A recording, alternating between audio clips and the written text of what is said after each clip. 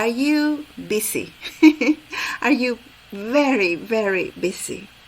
Some people, when asked how they are, the standard answer is, I am busy.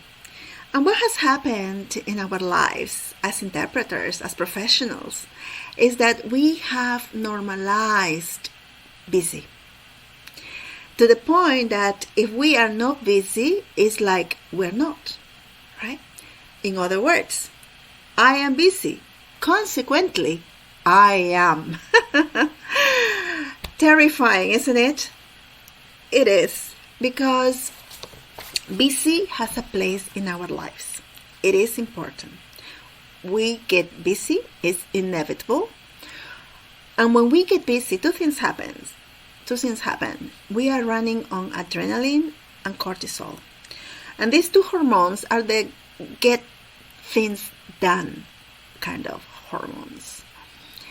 When we normalize busy as the standard baseline for our physical body and our mental body,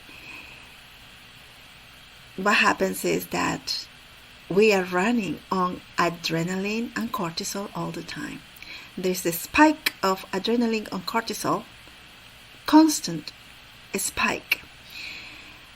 That hurts our body, that hurts our brain, and will definitely hurt and affect your emotions.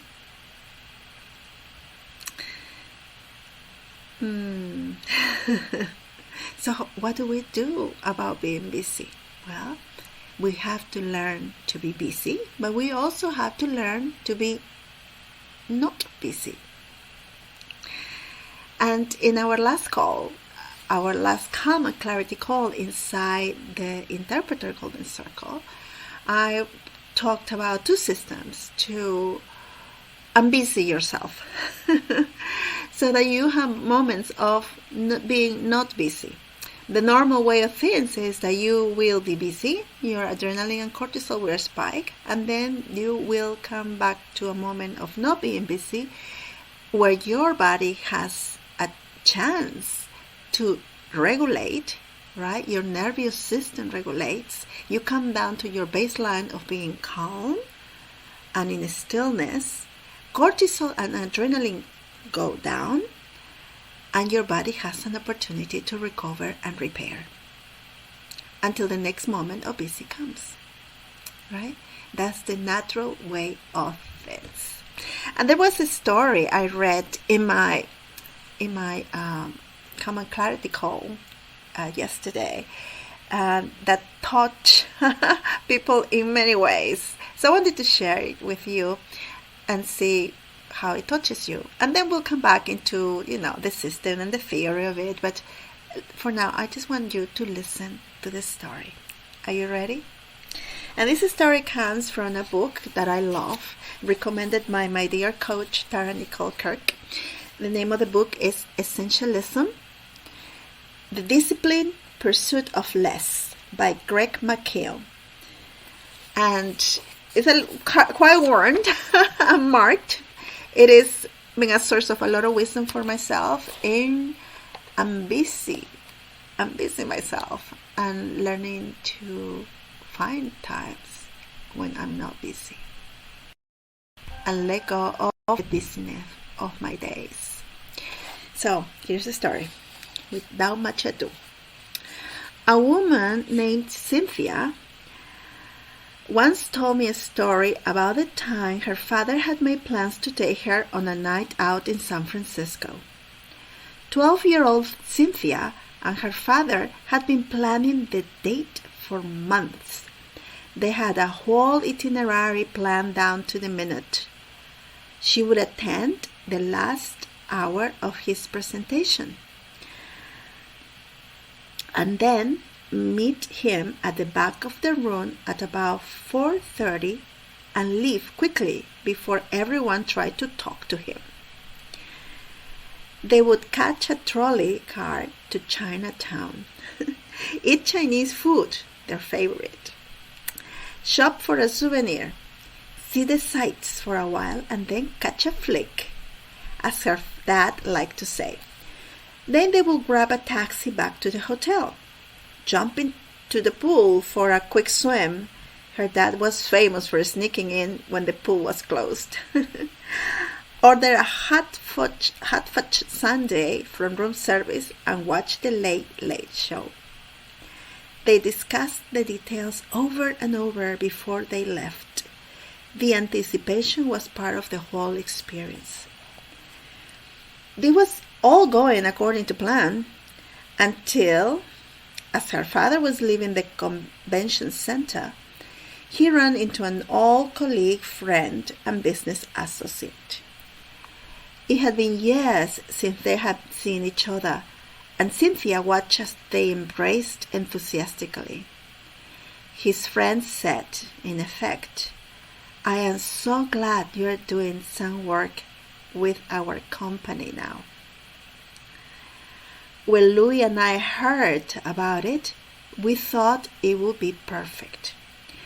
We want to invite you, and of course Cynthia, to get a spectacular dinner down at the wharf. Cynthia's father responded, "Bob, it's great to see you. Dinner at the wharf sounds great." Cynthia was crestfallen. Her daydreams of trolley rides and ice cream sundaes evaporated in an instant. Plus, she hated seafood, and she could just imagine how bored she would be listening to the adults talk all night.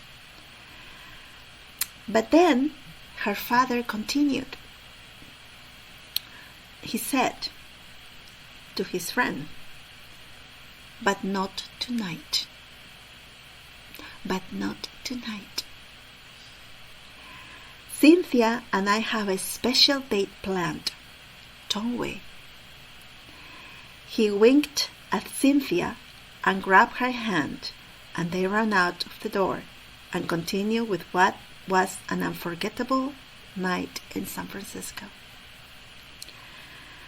As it happens, Cynthia's father was the management thinker Stephen R. Covey, author of The 7 Habits of Highly Effective People, who had passed away only weeks before Cynthia told me this story. So it was with deep emotion she recalled that evening in San Francisco. His simple decision bonded him to me forever because I knew what mattered most to him was me, she said. Nice story, right? Very nice story. Very important person, very busy man. Saying no to a business encounter that could have maybe boosted his career or make it better, or in somehow, be a great opportunity to network and to and to get to know better these people he was making business with. And he said, "No, not tonight." So first I want to talk about that answer, no. How many times we want to say no and we say yes. And by doing that, we give away the control we have over our time and our energy. Not only that, how many times we betrayed commitments that we have made previously because that juicy excitement comes by, that great opportunity comes by, that one-at-a-time offer comes by, and we say yes when in our hearts we know we should say no. The second thing I want to point about this story is about a phrase I've been using during the 21-day sprint to create a less stressful calendar, which is ongoing, by the way. So check the details, and maybe you want to jump in. And once you become a member, it will be available for you for the rest of the year. So that juicy tip there. So there is this phrase I've been using there, and that I mentioned that last night as well, as a system to quickly decide the yes or no's, which is choose life. And I learned this phrase from Dr. Mindy Pelz, who is the author of Aging Like a Girl. But this Aging Like a Girl also applies to you guys. Aging Like a Girl, and many other books. And she uses this phrase, choose life. So this is such a beautiful example of choosing life. Choosing life. He chose his daughter. And by doing so, she herself said, he bonded with me in a way that was unforgettable. Right? And then one more thing about this passage that I want to mention too. Talking about calendars and talking about planning, that many times what we do, the things that we do, and we talked about that last night as well, the things that we do are not aligned at all with what Greg McKeown calls your essential intent, right? And the essential intent is something that you want for yourself, and sometimes has nothing to do with your business. But you can build your business, your life, your relationship around that essential intent.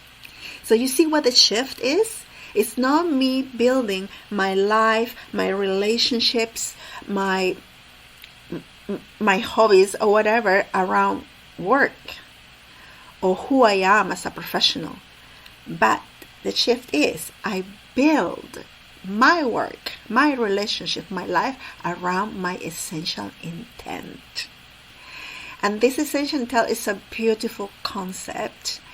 I think I've been playing with the concept for a long time. I didn't call it like that, but I think it's a great phrase for it. So here's the invitation for you guys. Watch the Common Clarity Call.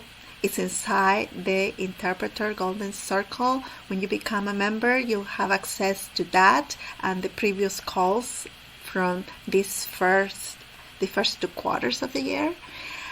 And it's a beautiful concept to develop, to stay with, to think about it, to feel into it. It changes everything. It does. So that's all for today, and by all means check the links. We have a very special offer ongoing for those who want to join the Interpreter Golden Circle, a special membership price that you can lock for life when you join the membership by the end of June. So check the links, and by all means choose life. See you soon.